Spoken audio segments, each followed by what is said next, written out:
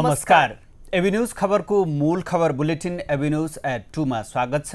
म मोहरा शर्मा, म मन्जु कणेल। सुरुमा मूल खबर।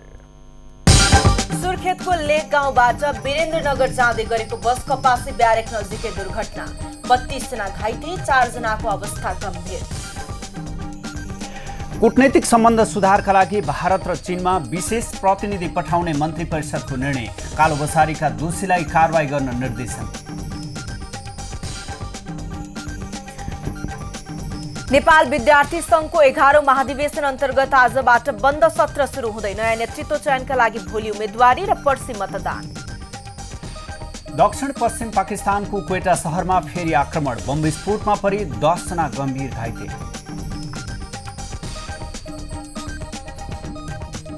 र रियो ओलम्पिकको पदक तालिकामा अमेरिका र चीन बीच प्रतिस्पर्धा, 11 स्वर्ण सहित अमेरिका अग्रस्थानमा, 10 स्वर्णका साथ चीन दोस्रो स्थानमा।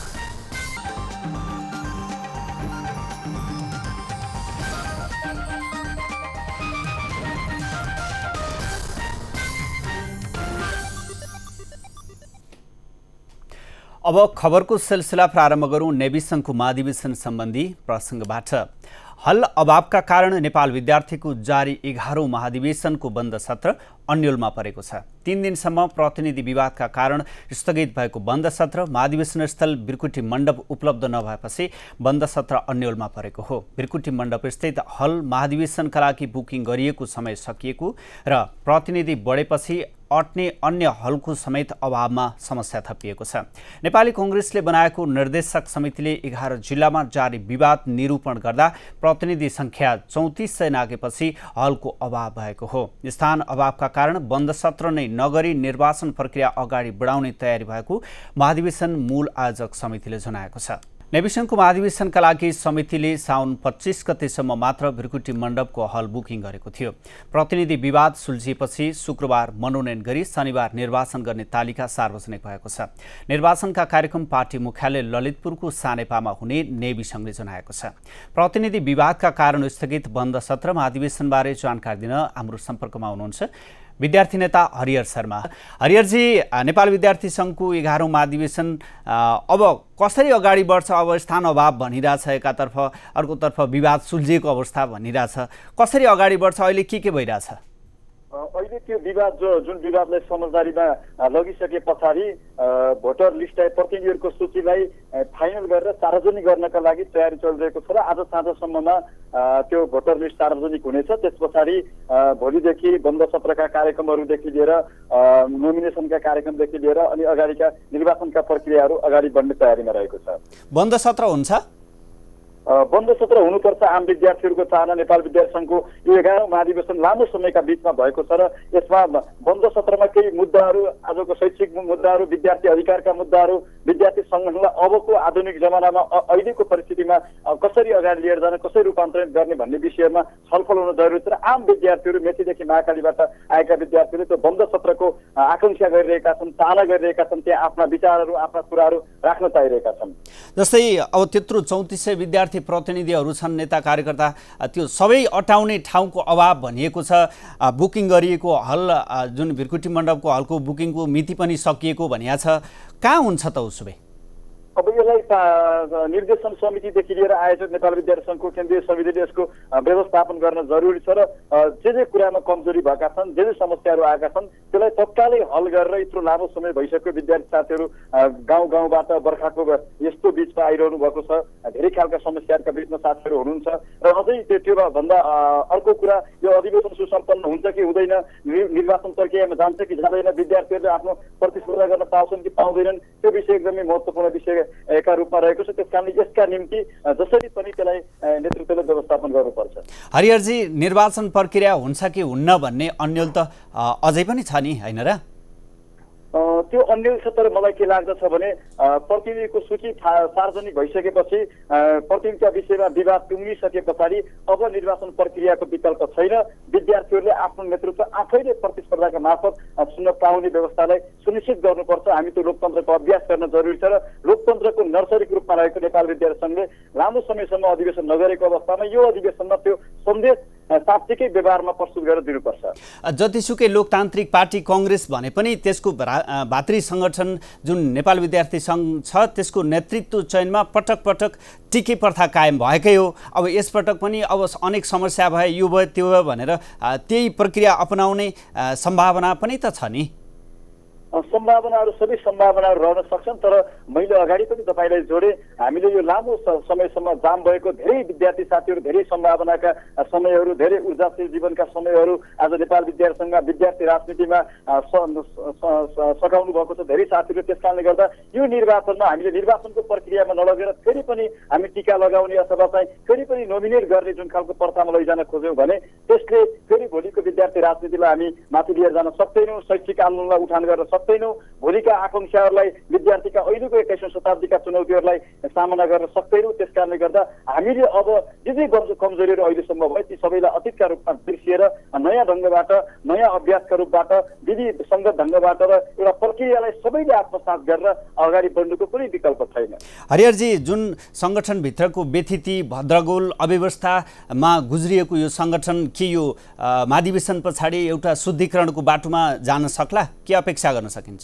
जानु पर्दछ। हामी सबैको अपेक्षा त्यही छ। हामीले यस्ता हाम्रा विद्यार्थी सङ्गठनहरूलाई शुद्धिकरण गरेर लोकतान्त्रिक अभ्यासका मार्फत विद्यार्थीका मुद्दाहरू, शैक्षिक मुद्दाहरू, शैक्षिक रूपान्तरणको अभियानलाई अगाडि बढाउनुका साथसाथै मुलुकमा देखिएका अरू जनताका जनजीविकाका सवालहरूलाई उठान गर्ने कुरादेखि संविधानलाई कार्यान्वयन गर्ने विषयदेखि लिएर भोलि हामी पूर्ण संरचनामा जाँदैछौँ। त्यसमा पनि नयाँ पुस्ताले नयाँ ढङ्गको बहस गरेर नयाँ सम्भाव्यताका सम्भावनाका बहसहरूलाई अभियानहरूलाई अगाडि बढाउनु जरुरी छ। त्यतातर्फ अब केन्द्रित हुनुपर्दछ। पार्टीभित्र गुट, झुन्ड, उपगुटको जुन माहौल छ त्यसको प्रतिबिम्ब विद्यार्थी सङ्गठनमा, विद्यार्थी नेभी सङ्घमा पनि देखिरहेछ। त्यसले गर्दा झन् समस्या पैदा भइरहेछ। त्यो लहरो, त्यो झुटको मतलब त्यो गुटको लहरो अझै फैलेला। कसरी भन्न सकिन्छ यसले एकरूपता लेला भन्नमा? एउटा जीवन्त पार्टीमा समूहहरू हुनु, गुट उपगुट हुनु, त्यसलाई हामी धेरै ठुलो रूपमा लिनु हुँदैन। तर समूहहरू, गुट उपगुटहरू विचारका आधारमा, काम गर्ने कुराका आधारमा बन्नु पर्दछ।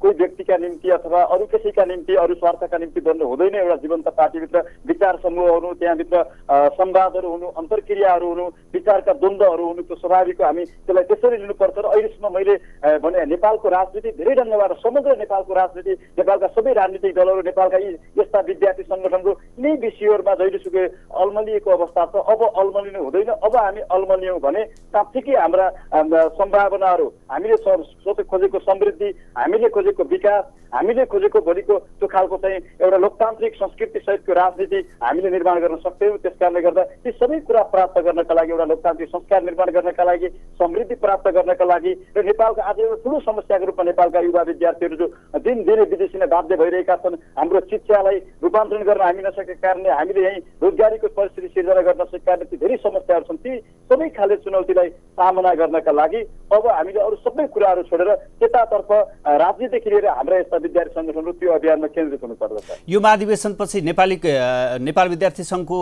मूल एजेन्डा अथवा मुद्दा के विषयमा केन्द्रित हुन्छ?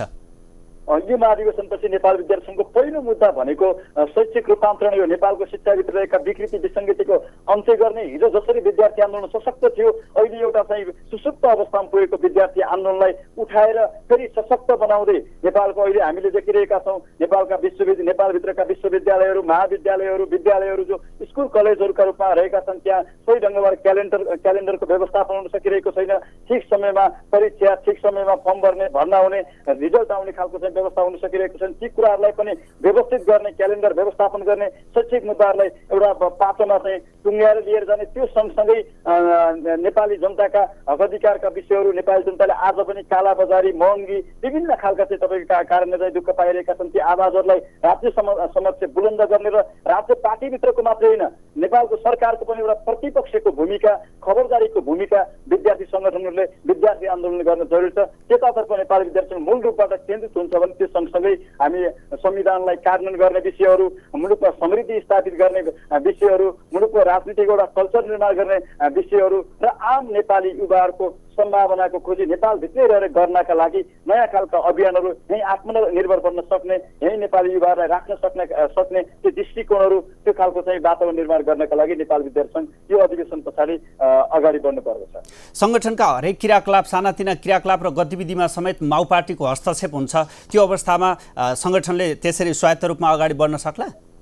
यो बिचको पिरियडले त्यस्तो हस्तक्षेपका अवस्थाहरूलाई धेरै प्रतिबिम्बित गरेको छ। मलाई के लाग्दछ भने हामी अब त्यो हस्तक्षेप पार्टीले पनि गर्ने छैन र मैले अगाडि पनि भने एउटा लोकतन्त्रको कङ्ग्रेसको पनि पार्टीकै हिसाबले भन्ने कङ्ग्रेसको पनि नर्सरीको रूपमा रहेको यो नेपाल विद्यार्थी सङ्घ एउटा स्वतन्त्र ढङ्गबाट, एउटा विधिसङ्घ ढङ्गबाट र विद्यार्थीहरूका आवाजहरूलाई सही ढङ्गबाट, एउटा अनुशासित ढङ्गबाट, शालीन ढङ्गबाट अगाडि बढाउनका लागि पार्टीले पनि वातावरण निर्माण गर्न जरुरी छ र हामी विद्यार्थीहरू पनि एउटा अनुशासित भएर एउटा खालको कल्चर बोकेर हामी अगाडि बढ्न जरुरी छ। विद्यार्थी सङ्गठनलाई हामी गरेर विद्यार्थी नेताहरू गलत ठाउँमा प्रयोग हुनु हुँदैन र हामीले एउटा सही मुद्दाहरूलाई लिएर सही ढङ्गबाट जनताका बिचमा, विद्यार्थीका बिचमा, शैक्षिक क्षेत्रका बिचमा शैक्षिक क्षेत्रको रूपान्तरणका निम्ति लाग्नुपर्दछ।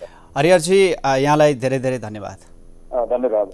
उहाँ हुनुहुन्थ्यो विद्यार्थी नेता हरिहर शर्मा। नेपाल विद्यार्थी सङ्घको 11औं महाधिवेशन अहिले जुन बारम्बार विवादका कारण अल्झिरहेको महाधिवेशन, पछिल्लो समय निर्देशक समितिले ती विवादहरूलाई समाधान गरेर निर्वाचन प्रक्रिया अगाडि बढाउने कार्यक्रम चलिरहँदा बुकिङ गरेको भिरकुटी मण्डप, कार्यक्रमको लागि बुकिङ गरेको भिरकुटी मण्डप जुन चाहिँ उनीहरूले निश्चित अवधिको लागि बुकिङ गरेका थिए, त्यो समय सकिसके पछाडि अब त्यो 3400 विद्यार्थीहरू अटाउने क्षेत्र कहाँ रहन्छ अथवा ती विद्यार्थीहरूलाई समायोजन गरेर कहाँ गर्ने भन्ने कुरा अझै पनि अन्यल छ। यद्यपि विद्यार्थी नेताहरूले कार्यक्रम नियमित कार्यक्रमहरू अब नरोकिने भन्दैछन्। यसै सम्बन्धी एकजना विद्यार्थी नेता हरिहर शर्मासँग हामी कुराकानी गर्दै थियौँ।